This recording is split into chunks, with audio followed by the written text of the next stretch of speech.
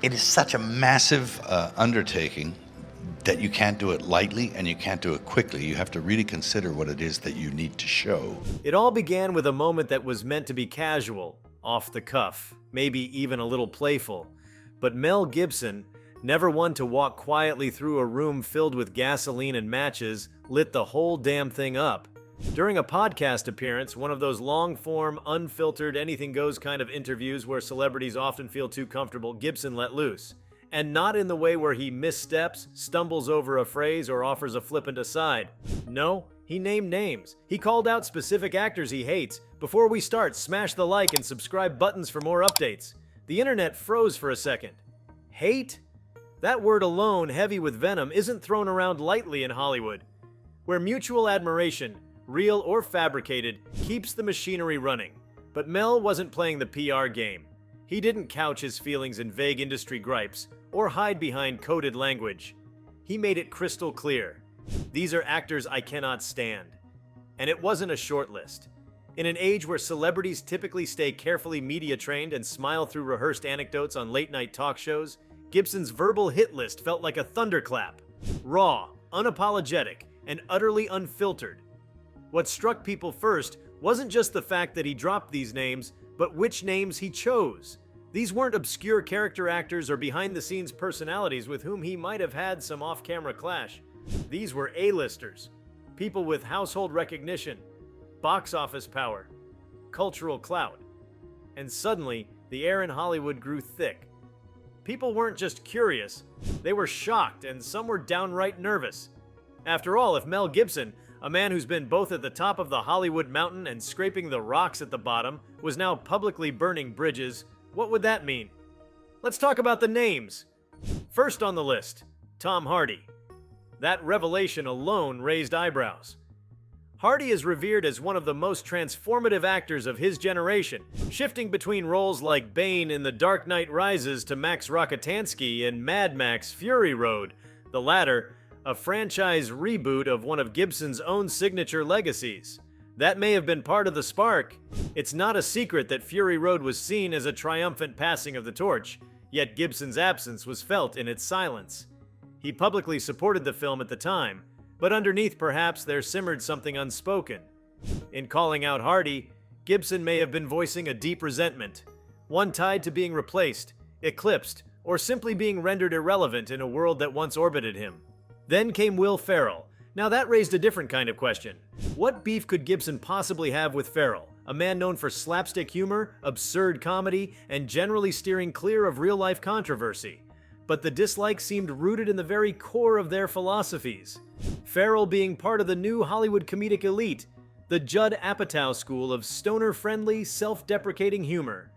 Gibson, who built his fame on lethal intensity, stoic masculinity, and raw drama, may see Ferrell as emblematic of everything he thinks is wrong with modern filmmaking.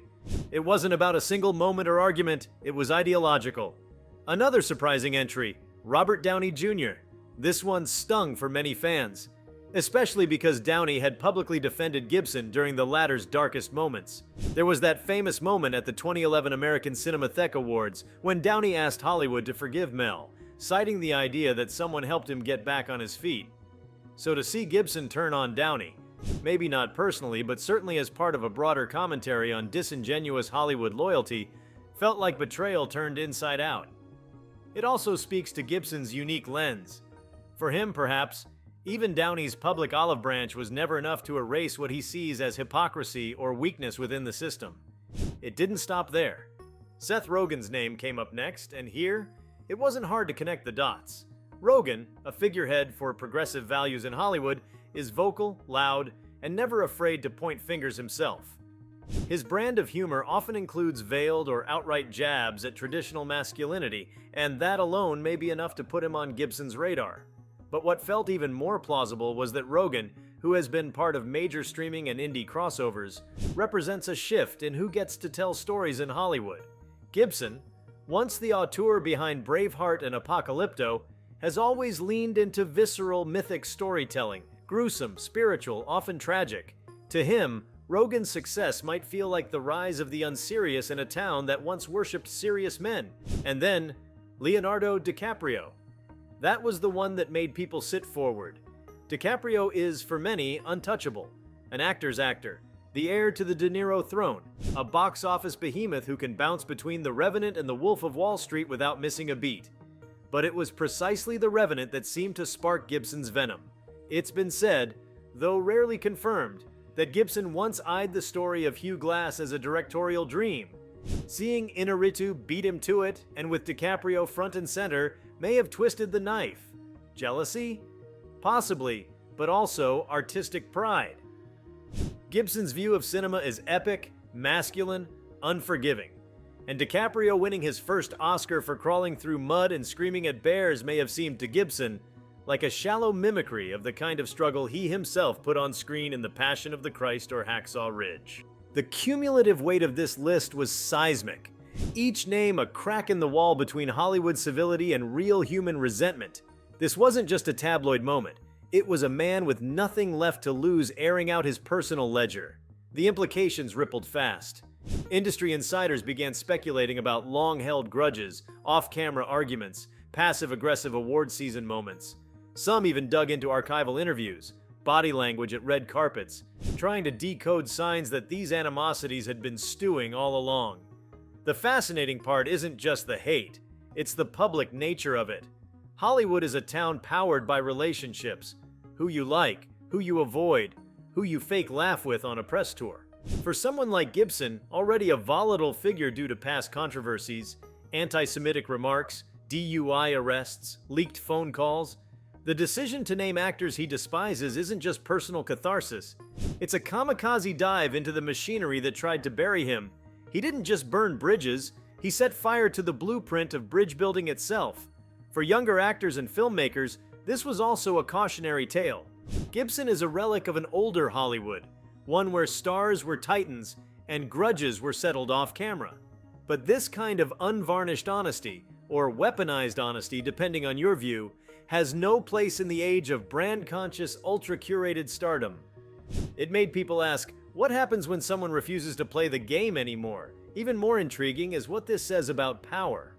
Mel Gibson may have once been one of the most bankable stars on the planet. He had Lethal Weapon, Braveheart, What Women Want Signs, massive era-defining hits. Then he became radioactive. Then, miraculously, Hacksaw Ridge brought him back into Oscar territory. But this outburst seemed to signal a final irreversible turn. It was as if he was saying, I've played by your rules, I've been forgiven and unfrozen, and now I'm telling you what I really think. That kind of move only works if you have nothing left to prove, or nothing left to protect. There's also something elemental in the way this hit people. Watching Gibson name actors he hates wasn't just schadenfreude. It was like watching a tornado tear through a town where everyone leaves their doors unlocked. The fallout wasn't about who was right or wrong. It was about the tectonic shift of someone powerful enough to say what many might secretly feel. People hate colleagues all the time, in boardrooms, on sets, on press tours, but they don't say it, and when someone does, it reframes the whole system. That said, there was a sad undercurrent beneath the shock value. Gibson's rant felt at times like the howl of a man watching his kingdom slip away. The world he once dominated, gritty, violent, testosterone-heavy cinema, isn't the only game in town anymore. The heroes of today don't necessarily carry swords and scream freedom. They crack jokes, show vulnerability, sometimes wear capes, and many of the names he listed are champions of this new world. Maybe Gibson doesn't just hate them individually, maybe he hates what they represent. It's worth noting that he didn't couch any of this in apology or ambiguity. There was no follow-up, but he's a great actor, or I respect his work. Just straight disdain. And that purity of sentiment, rare as it is in the world of film PR cycles, hit a nerve with the public. Some cheered him on, tired of the artificial camaraderie. Others recoiled, seeing it as the latest act in a long saga of self-destruction. But if there's one thing that became clear from this list of hated names, it's that Mel Gibson isn't trying to salvage anything. This wasn't a calculated move. It was a blaze of honesty, fueled by ego, by frustration, by years of watching from the sidelines as the industry evolved past him.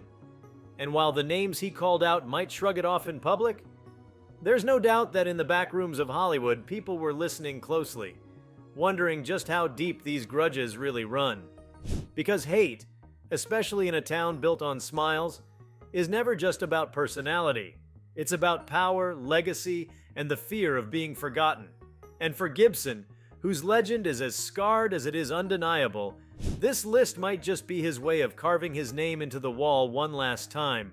Not with love, not with forgiveness, but with fire.